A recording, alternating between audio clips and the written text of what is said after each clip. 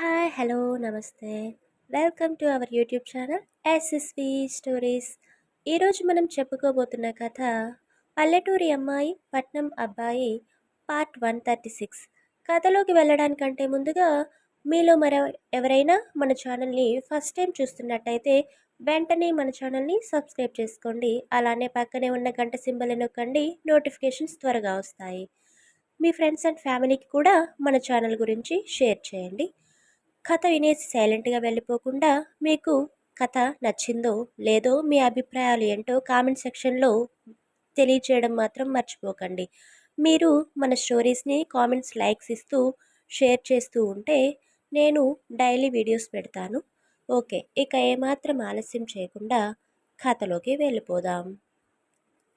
ఎప్పుడూ లేనిది రఘురాం గారు అలా బయట నుండే పెద్ద పెద్దగా అరుస్తూ ఇంట్లోకి రావడం విన్న జానకి, హారిక ఇద్దరు కిచెన్లో నుండి కంగారు పడుతూ పరుగున హాల్లోకి వస్తారు.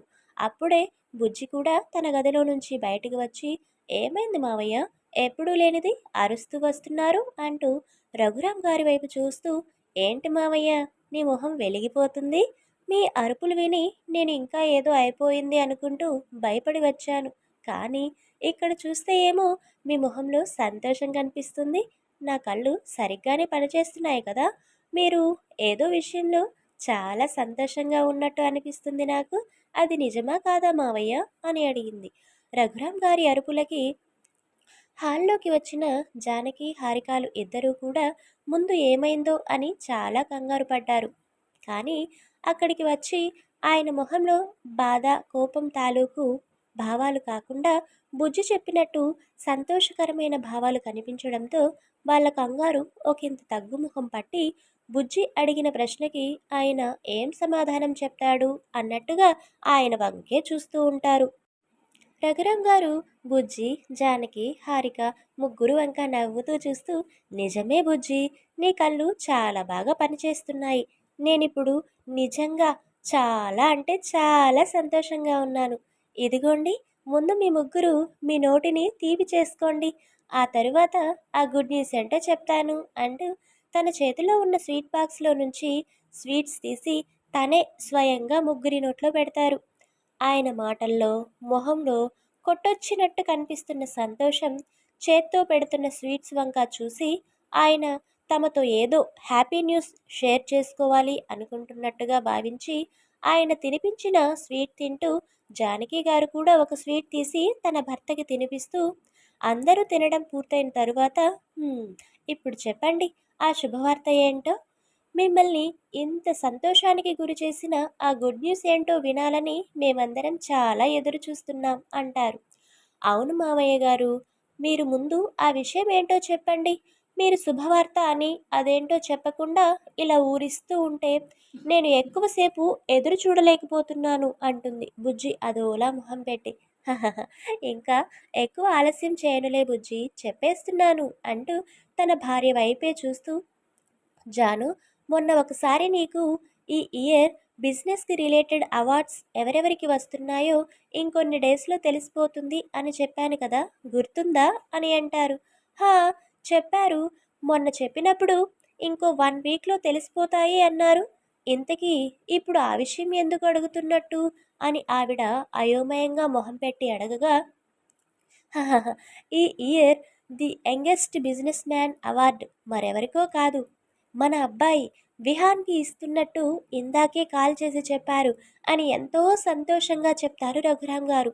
ఆయన ఆ మాట చెప్పిన వెంటనే జానకి, హారిక, బుజ్జి ముగ్గురు మొహాల్లో సంతోషం ఉప్పొంగిపోయింది.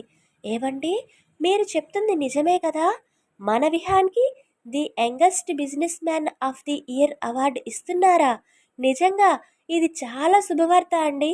ఇంతకీ ఈ విషయం మన అబ్బాయికి తెలుసా, తెలిస్తే ఎంత హ్యాపీగా ఫీల్ అవుతాడో బిడ్డ, పాపం తను ఇండియా వచ్చినప్పటి నుంచి బిజినెస్ని హ్యాండ్ ఓవర్ చేసుకున్న క్షణం నుంచి ఇప్పటి వరకు ఎంతలా కష్టపడ్డాడో, మన విహాన్ చేసిన కష్టానికి ఆ దేవుడు ప్రతిఫలం ఇచ్చాడండి. నాకు ఇప్పుడు చాలా చాలా హ్యాపీగా ఉంది అని ఒక తల్లిగా తన బిడ్డ ఎదుగుదలను చూసి మురిసిపోతుంది. హా, ఐ థింక్ ఈ విషయం విహాన్‌కి కూడా కాల్ చేసి చెప్పే ఉంటారు జాను. మన విహాన్ కూడా చాలా హ్యాపీగా ఫీల్ అవుతూ ఉంటాడు. వాడికి బిజినెస్ మీద ఎంత ఇంట్రెస్ట్ ఉందో వాడు చేసిన హార్డ్ వర్క్‌లోనే ప్రూవ్ అయిపోయింది. ఇప్పుడు బిజినెస్ ఫీల్డ్‌లో వాడికి ఉన్న టాలెంట్ ఏంటో ఈ అవార్డు వచ్చి తనతో పాటు అందరికీ ప్రూవ్ అయింది. Really I felt very very happy today. Vihaan నా కొడుకు అని చెప్పుకోవడానికి నేను చాలా గర్వపడుతున్నాను అని అప్పటి వరకు విహాన్ని పొగిడి, వెంటనే ఇదంతా ఇదిగో మన హారీ బంగారు తల్లి మహత్యం జాను. తను కోడలిగా మన ఇంటిలో ఇలా అడుగుపెట్టిందో లేదో, నిన్నగాక మొన్న బిజినెస్ ఫీల్డ్లోకి వచ్చినా సరే, ఎంతోమంది బిజినెస్ మ్యాన్స్ ఎప్పటి నుంచో బిజినెస్ చేస్తూ ఉన్నా సరే, వాళ్ళందరినీ కాదని కొత్తగా బిజినెస్ ఫీల్డ్లోకి అడుగుపెట్టిన విహాన్కి ఈ అవార్డు ఇస్తున్నారు అంటే ఇందులో విహాన్ కష్టంతో పాటు హారిక అదృష్టం కూడా ఉంది అని నేను బలంగా నమ్ముతున్నాను. మన హారీ బంగారం నిజంగానే మన ఇంటి మహాలక్ష్మి, మన ఇంటి అదృష్ట దేవత. తను నిజంగానే బంగారు తల్లి కాబట్టే తను అడుగుపెట్టిన ఇంట్లో ఎప్పుడూ సుఖ సంతోషాలతో పాటు ఇదిగో ఇలాంటి అదృష్టాలు కూడా వెతుక్కుంటూ వస్తున్నాయి. మన హారిక పాదం మోపిన చోట అదృష్టం వరుస్తుంది అని ఆ జాతకం చూసినప్పుడు పంతులు గారు చెప్తే నేను పెద్దగా పట్టించుకోలేదు, కానీ ఈరోజు మాత్రం ఆ జాతకం నిజమని ఇదిగో ఇప్పుడు ఇలా ప్రూవ్ అయింది. ఇదంతా నీ మహత్యమే తల్లి అంటూ ఎంతో ప్రేమగా హారిక తల నిమురుతూ చెప్తారు రఘురాం గారు. ఆయన అలా చెప్పడంతో ఆ మాటలు విన్న బుజ్జి వాళ్ళిద్దరి వంక ఎంతో ప్రేమగా చూస్తుండగా జానకి గారు కూడా హారిక చేతిని నిమురుతూ, నిజమే అండి మీరు చెప్పింది, ఇదంతా మన బంగారు తల్లి అదృష్టమే. తను మన ఇంటికి రావడమే తన భర్త జీవితంలో అదృష్టాన్ని తీసుకుని వచ్చింది. తన భర్త చేసిన కష్టానికి ప్రతిఫలం దక్కేలా చేసింది అంటారు. వాళ్ళ మాటలే వింటున్న హారిక మాత్రం, అయ్యయ్యో ఇందులో నాదేముంది అత్తయ్య మావయ్య, కష్టపడింది బావ, ఇందులో నాది ఏమీ లేదు, మీరు ఇలా అనడం ఏమీ బాలేదు. బావ చేసిన కష్టానికి బావకి ఉన్న తెలివిని మెచ్చి వాళ్ళు అంత పెద్ద అవార్డుని బావకి ఇవ్వాలి అనుకుంటున్నారు.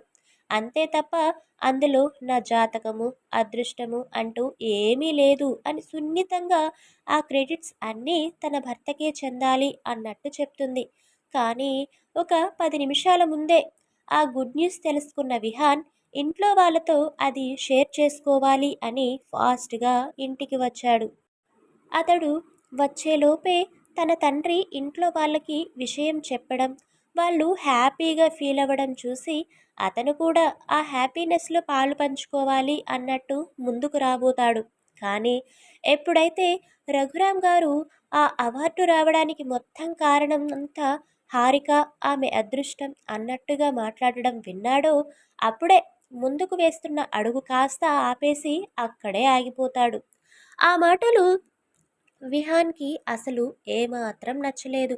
ఏంటి ఇన్ని నెలలు డే అండ్ నైట్ కష్టపడింది నేను, క్రెడిట్ మాత్రం దీనికి ఇస్తున్నారా? అసలు ఇందులో దీని అదృష్టమేంటి? ఇది చేసిన కష్టమేంటని దీనిని ఇంత ఆకాశానికి ఎత్తేస్తున్నారు? అసలు మమ్మీ డాడీకి ఈ మధ్య ఏమవుతుందో నాకు అర్థమే కావడం లేదు.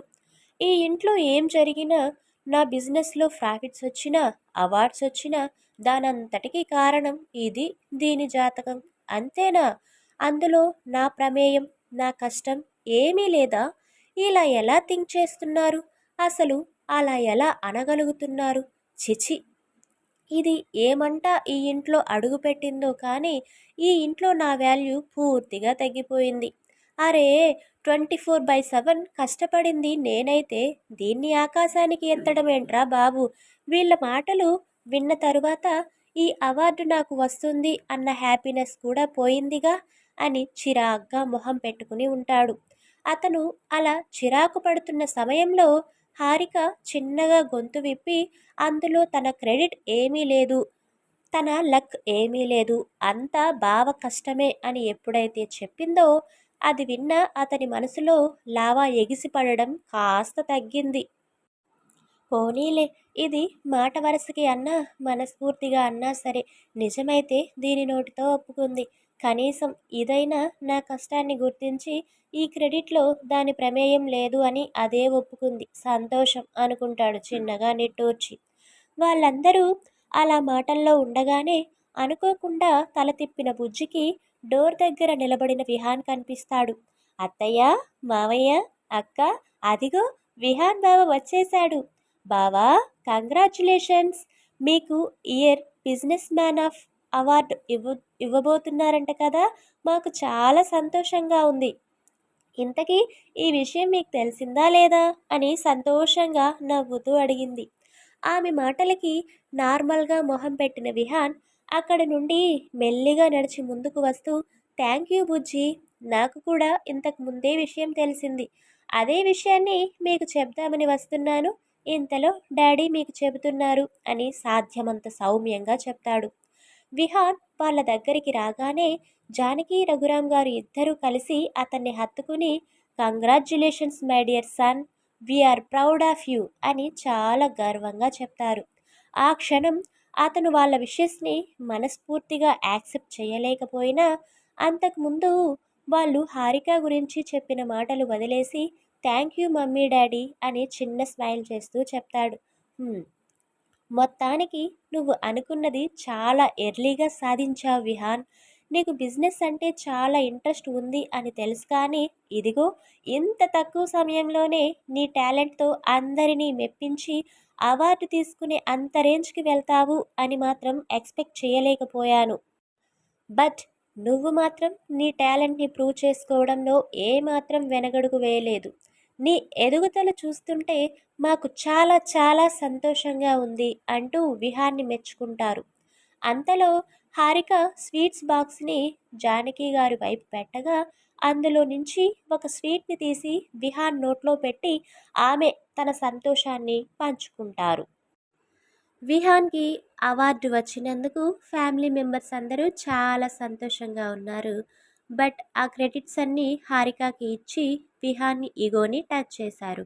ఇప్పుడు విహాన్ పెద్దవాళ్ళ ముందైతే సైలెంట్‌గా ఉన్నాడు, కానీ గదిలోకి వెళ్ళిన తరువాత హారికతో ఎలా బిహేవ్ చేస్తాడో, ఆ తరువాత ఏం జరుగుతుందో నెక్స్ట్ పార్ట్‌లో తెలుసుకుందాం. మీకు మన స్టోరీస్ నచ్చుతున్నట్టయితే లైక్, షేర్, కామెంట్ చేస్తూ మన ఛానల్ని సపోర్ట్ చేస్తూ ఉండండి. అలాగే భర్తకు బుద్ధి వచ్చేలా చేసిన భార్య అనే షార్ట్ స్టోరీ రాసి ఉన్నాను. అది కంప్లీట్ అయిపోయి ఉంది. ఒకసారి అది కూడా విని మీ అభిప్రాయాలని తెలియచేయండి. Thanks for watching.